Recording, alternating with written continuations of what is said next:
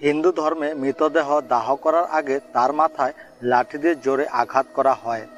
কেন এই প্রথা প্রচলিত রয়েছে, শাস্ত্র কি ব্যাখ্যা দিচ্ছে এই প্রথার পেছনে? আজ আমরা আলোচনা করব সেই বিষয় নিয়েই। হিন্দু ধর্মে অনেক প্রথার মতো শেষকৃত্যের সময় অনেক প্রথা নিয়ম প্রচলিত রয়েছে। শাস্ত্রমতে শেষকৃত্য সম্পন্ন করতে হলে এই প্রথাগুলি মেনে চলতেই হয়। তার মধ্যে একটা হলো দাহ করার ঠিক আগে মৃতদেহের মাথায় একটা লাঠি দিয়ে জোরে মারা হয়।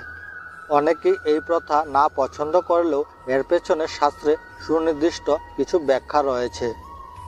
আসলে হিন্দু মতে বিশ্বাস করা হয় যে কোনো ব্যক্তির মৃত্যুর পরও তার আত্মা রয়ে যায়, আত্মা অবিনশ্বর।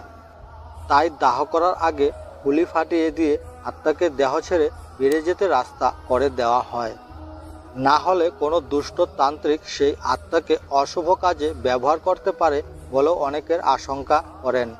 আজকের ভিডিওটি এই পর্যন্তই। আরও কিছু যদি আপনাদের জানার থাকে তাহলে অবশ্যই নিচে কমেন্ট করবেন।